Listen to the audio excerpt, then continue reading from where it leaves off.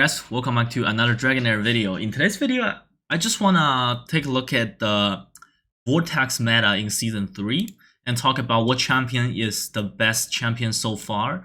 As you guys probably know, in this season, they released 3 exclusive champions, one of them being Rook. I think Rook is absolutely super OP. We'll get into that in a minute. And on my server, there is like one person that is a super mega whale, right? The time I'm making this video, it's the second day of legendary gear crafting. So I'm level 29, and on level 28, you first unlock the legendary gear crafting. So everybody's damage jump like 3 times probably. So level 4 is not open yet, and as you guys can see, so for this guy right now, there is pretty much no competition for him. So almost 400 million. And the second place is almost 200 million. So there's really no competition to this guy. And yeah, I'm not ranked number 4 on my server, but honestly, rank number 3 to number 5, the reward is exactly the same. So yeah, I'm okay with rank number 4 because the first 2 guys are mega whale. Like, look at this guy. How much money did this guy spend? Take a look at this Rook. 5 inspiration with exclusive artifact. And this guy's actually in the same guild as me on my server. And we did some chat, and he told me he spent around 100,000 US dollars in the game in total. Alright, so yeah, I would say this season he probably spent like 40,000 something to be able to pull 6 Rooks. That's insane, right? So yeah, another thing is I think inspiration is definitely stronger than I thought. Yeah, I feel like inspiration is really much stronger than I thought, because on my server, the second place here, this is also a heavily inspired team, because look at these 2 champions. Like, they're using the same corrosion champion. These 2 non-exclusives, like both of them have 5 inspiration. The only difference between this guy and number 2 guy is the number 2 only have a 1 inspiration Rook. And see their damage difference. That's twice the damage. So the conclusion is a 5 inspiration champion is basically twice as strong compared to a 1 inspiration champion. And I think, just my personal opinion, I think it's a little bit too much. Like, to be honest, in other gacha game I've played, like Racial Legends, a fully maxed out champion, like fully empowered champion using duplicates, is probably like 30% more strong than a baseline one. But in this game, like, I just think it's a little bit too much. Like, it's basically twice as strong, right? Yeah, maybe it's just my opinion, right? So let's take a look at third guy. Wow, what a surprise! It's another Rook team. What a surprise, right? Of course, this guy has a exclusive artifact, and I think this comp, I wouldn't say it's like a heavy pay to win comp. He definitely spent some money. But this is a baseline Rook with exclusive artifact, and he is using an epic corrosion champion. So I wouldn't say he's a huge whale or something. This is a very well built team with 2 epic champion, and he is able to do 50, like more than 50% more damage than me. And look at my team here. I have many inspirations. I have 1 inspiration on Flora with exclusive artifact, and I have 4 inspiration of average. This is a free champion anyways. I have very good gear on these guys, and I have an epic because Tonalan, because there's really no other choice. In fire, in wild team, there's really no other choice. And this guy here, so that's really insane to see this team is able to do 50% more damage than my team, which was probably the best Vortex team back in season 1. Right, and yeah, the power creep is real, right? And if we take a look at scrolling down a little bit more, people are using Ice Blast. So this guy is running Vandal with exclusive artifact, he is doing very similar damage than me, and he doesn't have any inspirations, right, on his champion. So yeah, I would say, well, one reason is we have like 40% more crit damage thing, right? So his team gets like 40% damage boost, and I would say like Ice Blast, if we not talking about weekly boost, is pretty much similar to Wild Team if you have like similar inspirations. The difference is probably less than 5 or 10%. I would say Ice Blast and Wild Team. But I feel like Rook Team is really OP. Like, look at this guy, another Rook Team. He doesn't have exclusive artifact, and I have no idea why he's using this one. He should really be using the corrosion one, right? Yeah, I don't know. The people are able to put like 80 million damage with this type of gear. That's really good, right? So if we scroll down, another Ice Blast team. Are we using? Can we see any Dauntless team? So wow, actually people are using like Aura team. That's really rare to see. He has this exclusive artifact on this Aura champion. I have her too. I have this champion too, right? Why is he building this champion like this? I'm a little bit confused. Does she not require any crit rate? Or what? I don't know. I don't know why the guy's not building her with any crit. And yeah, if you want to build an Aura team, this is the best way to build it. You need like these two Aura legendary champion, right? And the other one, the other Aura legendary champion, I just don't see people using that champion. And this epic, like I see content creators are saying this is the best epic champion that is being released in season 3. Very high damage, right? So that's good. Wait, that is weird, the way this guy's building this champion. So I think this Witcher's Remain is not gonna proc on this ultimate here. It has to be direct damage, but this ultimate like enhance this champion's basic attack. I don't think it's gonna trigger on this ultimate, so that's a little bit weird. Maybe I'm wrong. Yeah, another thing is I feel like for Aura team, there is just not a very good champion that can equip Witcher's Remain because there are no multi-hit on the ultimate. That could be a thing. If we keep going down, scrolling down, another Aura team with only 2 DPS. With only 2 DPS, they're able to do like 61 million. That's pretty impressive. Yeah, maybe Aura team's really good. Yeah, it seems like people are not building crit rate on this champion. So maybe she doesn't need crit rate? I don't know. I don't have the Aura champion to test this team out. That Aura exclusive is the only Aura champion I have. And then another Rook team. Okay, so yeah, I feel like this team could definitely do a lot more damage. Maybe he is holding off his crystals, he's not farming gear. And another Ice Blast.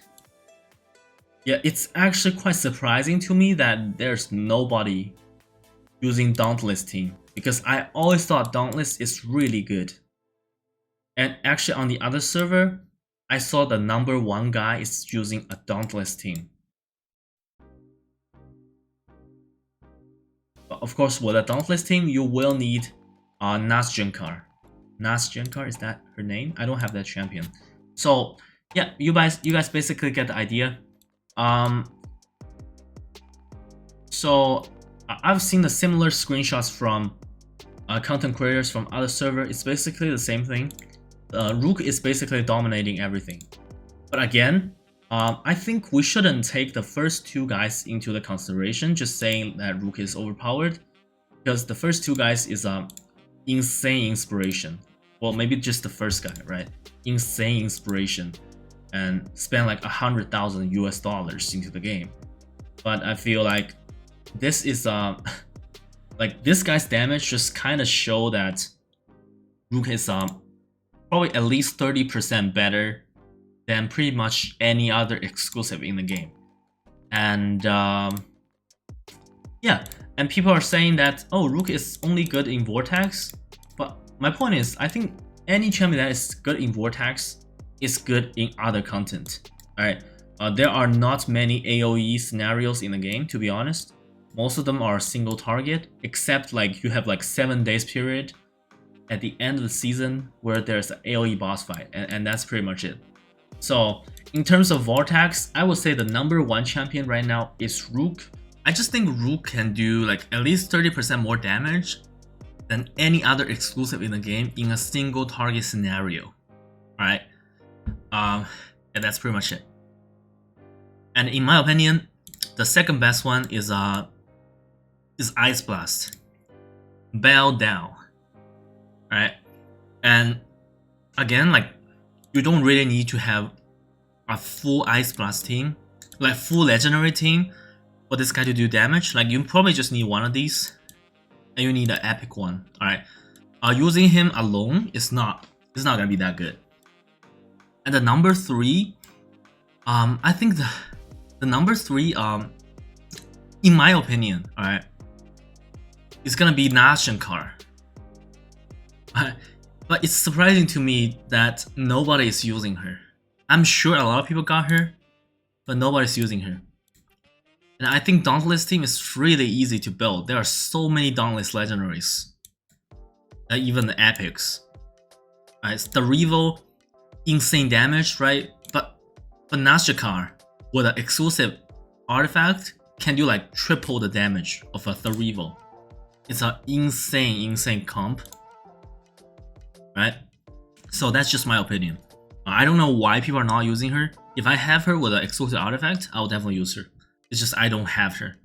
A Dauntless team without Nashankar is not usable. Alright, it's not that good.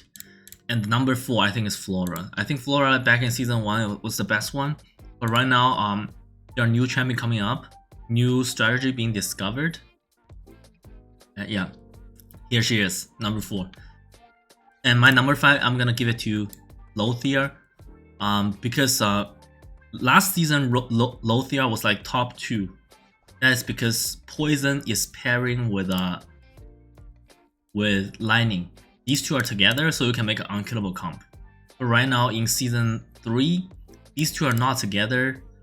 I don't think Lothier is as good as the other ones I mentioned. That's just how it is. And for this team to work, you have to use Corrine, right? And Corrine takes like very insane gear. I don't think you can get that type of gear within like 3 weeks. You need like a triple roll on the skill haste on the ruins. Yeah, I think so, right? Or you need like 2 double rolls. That's really hard to get at the beginning of the season, right? So that team is really hard to build.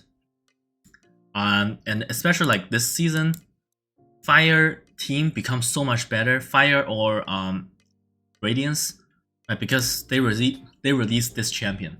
This champion just massively helps the survivability if you use the same affinity, right?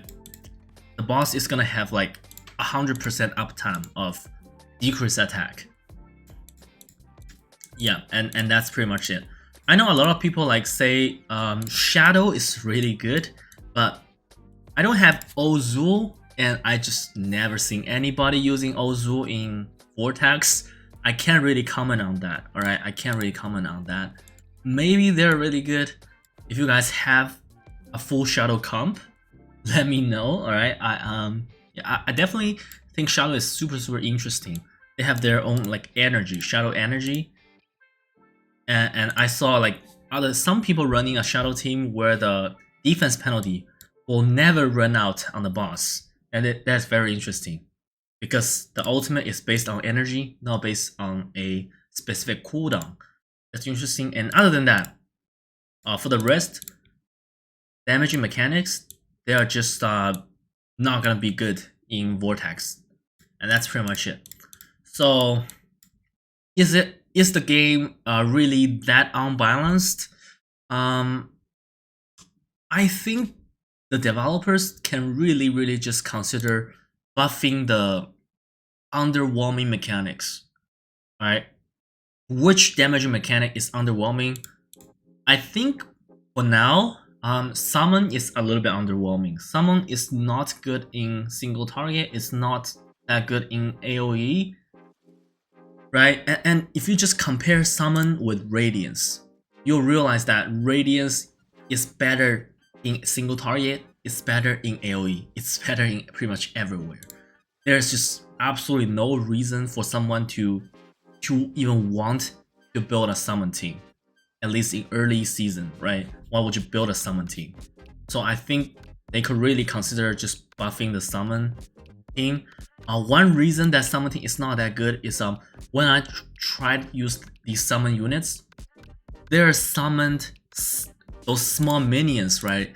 They die so easily, right? And I think if they want to buff the summon team, just make the minions a little bit more tankier. Alright, seriously. And other than that, yeah, I don't know which other ones are underwhelming. The only one that really comes to my mind is summon. Alright, but I would love to see they buff Radiance, right? Because I have a lot of Radiance champion, and Radiance is probably my favorite. And other than that, Frost and Burn is just for AoE straight up, right? Aura, I think Aura is okay, not that good, but it's okay. And Thunderbolt is for AoE. I don't have some Thunderbolt champion. I can't really comment on that. Other than that, I don't know, right? I'm just making a video showing the Vortex meta in Season 3. And yeah, that's pretty much it. Let me know what you guys think. Do you guys think the developers should nerf some champion, or they should just buff the worst one? Let me know, and I will see you guys in a video soon. Bye.